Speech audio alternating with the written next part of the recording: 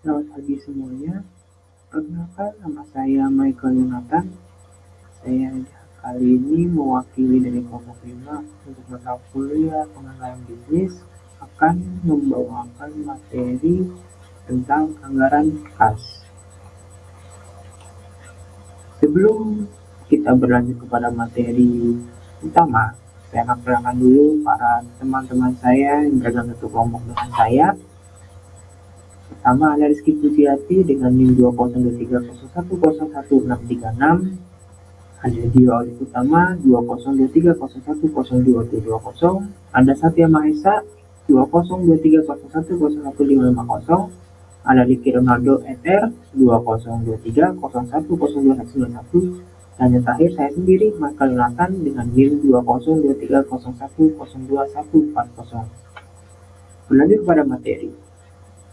Pengertian tentang anggaran kas menurut modul yang kami gunakan yaitu anggaran yang merencanakan secara lebih rinci tentang jumlah kas beserta perubahan-perubahannya dari waktu ke waktu selama periode yang akan datang, baik perubahan yang berupa penerimaan kas maupun perubahan yang berupa pengeluaran kas. Secara sederhana dapat saya katakan bahwa anggaran kas ini adalah suatu perencanaan tentang kas yang akan kita terima dan apa yang akan kita keluarkan, sehingga ada kontrol mau seberapa besar, apakah mungkin seberapa kurangnya yang telah keluar, atau mungkin seberapa besar yang masuk, semua sudah terkendali dan tidak ada yang melebihi ataupun berkurang. Berlanjut kepada tujuan dan pendekatan anggaran kas.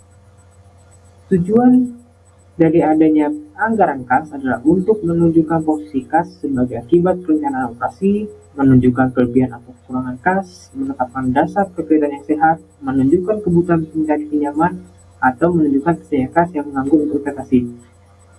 Jadi kita dapat lihat bahwasanya penyusunan anggaran kas ini memiliki banyak tujuan, entah itu untuk kontrol atau untuk jadi dasar kredit yang sehat, atau untuk pengajuan pinjaman, dan terlebih lagi jika ada uang lebih mungkin untuk investasi.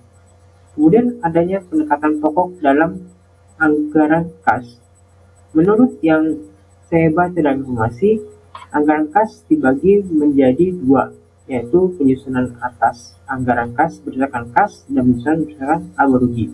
Perbedaannya adalah pada penyusunan anggaran kas berdasarkan kas, maka yang menjadi acuan dalam anggaran kas tersebut adalah kas secara aktualnya. Sedangkan dalam laba rugi, sebelum kita menyusun anggaran kas, maka yang akan kita sesuaikan adalah laba bersihnya. Sekian dari saya untuk penjelasan. Selanjutnya materi akan dilanjutkan oleh teman saya, yaitu Ricky Ronaldo. Terima kasih.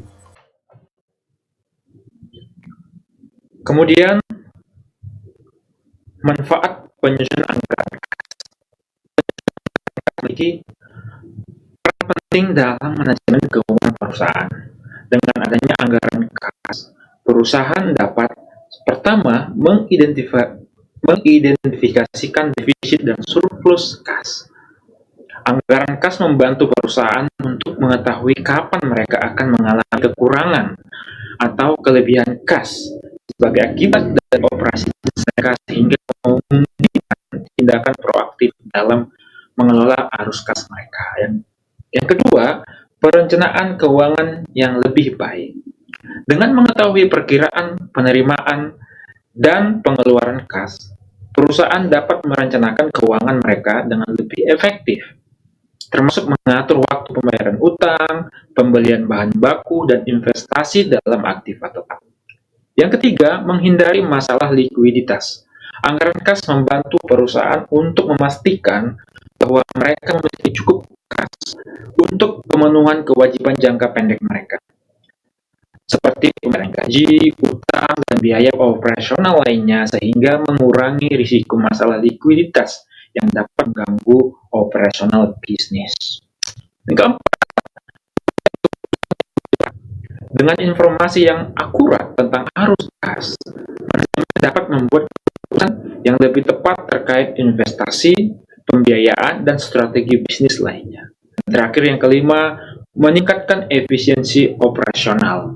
Anggaran kas memungkinkan operasional perusahaan untuk mengidentifikasikan area di mana mereka dapat mengurangi biaya atau meningkatkan efisiensi sehingga meningkatkan profitabilitas secara keseluruhan. Adapun faktor-faktor yang dipertimbangkan dalam penyusunan anggaran kas adalah sebagai berikut. Yang pertama, ada budget penjualan, khususnya rencana tentang jenis, kualitas, jumlah barang yang akan dijual dari waktu ke waktu selama periode yang akan datang. Yang kedua, ada keadaan persaingan di pasar. Bila persaingannya keras, akan memaksa perusahaan melakukan penjualan secara kredit, sehingga transaksi tunai menjadi kecil. Yang ketiga, posisi perusahaan dalam persaingan. Yang keempat, syarat pembayaran yang ditawarkan atau term of payment yang ditawarkan perusahaan. Yang kelima, kebijaksanaan perusahaan dalam penagihan piutang seperti aktif atau tidak aktifnya dalam penagihan akan berpengaruh dalam penerimaan kas. Yang terakhir, rencana penerimaan perusahaan dari sumber-sumber lain non-operation seperti penghasilan bunga, penghasilan sewa, penghasilan dividen, dan lainnya. Faktor-faktor yang mempengaruhi pengeluaran kas, yaitu yang pertama, budget pembelian bahan baku, khususnya rencana tentang jenis, jumlah mutu, dan bahan baku yang akan dibeli. Yang kedua, keadaan persaingan para supplier bahan baku di pasar. Persaingan yang keras akan memaksa supplier melakukan transaksi penjualan secara kredit, sehingga memperkecil transaksi pembelian tunai bahan baku. Yang ketiga, ada posisi perusahaan terhadap pihak supplier bahan baku. Bila mana posisi perusahaan kuat, maka perusahaan lebih dapat memaksa pembelian bahan baku secara kredit atau sebaliknya. Yang terakhir, budget upah tenaga kerja langsung. Semakin besar upah yang dikeluarkan, maka semakin besar pula pengeluaran kasnya. Baik, selanjutnya sifat aliran kas. Aliran kas atau cash flow adalah salah satu aspek yang paling penting dalam keberlanjutan operasional perusahaan. Aliran kas menjadi terbagi dua kategori, yaitu aliran kas masuk dan aliran kas keluar. Dua kategori ini dibagi lebih lanjut berdasarkan sifat alirannya. Yang pertama, aliran kas masuk. Aliran kas masuk adalah penerimaan uang yang diterima perusahaan. Ini merupakan sumber utama yang mendukung kelancaran operasional perusahaan. Aliran kas masuk terbagi menjadi dua jenis, yaitu yang pertama aliran kas masuk kontinu. Aliran kas ini terjadi secara teratur dan berulang sepanjang waktu selama perusahaan beroperasi. Aliran kas masuk yang kontinu ini sangat bergantung pada kegiatan operasional utama perusahaan. Contohnya seperti penjualan produk secara tunai, yang kedua pelunasan piutang. Aliran kas ini penting untuk menjaga likuiditas perusahaan dan memastikan pembayaran rutin seperti gaji atau biaya operasional dapat dilakukan. Kedua, aliran kas masuk tidak kontinu. Aliran kas ini tidak terjadi setiap saat, melainkan hanya pada momen tertentu atau berdasarkan keputusan strategis perusahaan. Contohnya seperti penyertaan modal pemilik. Jika seorang pemilik perusahaan menambahkan modal untuk memperkuat keuangan perusahaan, ataupun penjualan saham, perusahaan yang mengeluarkan saham baru untuk dijual kepada publik atau investor yang akan mendatangkan kas bagi perusahaan. Yang kedua, aliran kas keluar. Aliran kas keluar adalah pengeluaran yang harus dilakukan oleh perusahaan untuk mendukung operasionalnya. Ini juga terbagi dua jenis, yaitu yang pertama aliran kas kontinu, pengeluaran yang terjadi secara rutin dalam kegiatan sehari-hari perusahaan. Aliran keluar ini berkaitan dengan biaya operasional yang harus dikeluarkan untuk menjaga perusahaan tetap berjalan. Contohnya seperti pembelian bahan baku ataupun pembayaran upah tenaga kerja. Yang kedua, aliran kas keluar tidak kontinu. Pengeluaran yang tidak terjadi secara teratur, tapi seringkali dalam jumlah besar atau pada waktu tertentu. Contohnya seperti pembayaran bunga atau bunga utang. Misalnya perusahaan yang memiliki pinjaman bank yang harus membayar bunga atas pinjaman tersebut. Ataupun pembayaran dividen, perusahaan yang membagikan sebagian keuntungan kepada pemegang sahamnya. Biasanya setiap tahun atau sesuai kebijakan perusahaan tersebut. Sekian, terima kasih.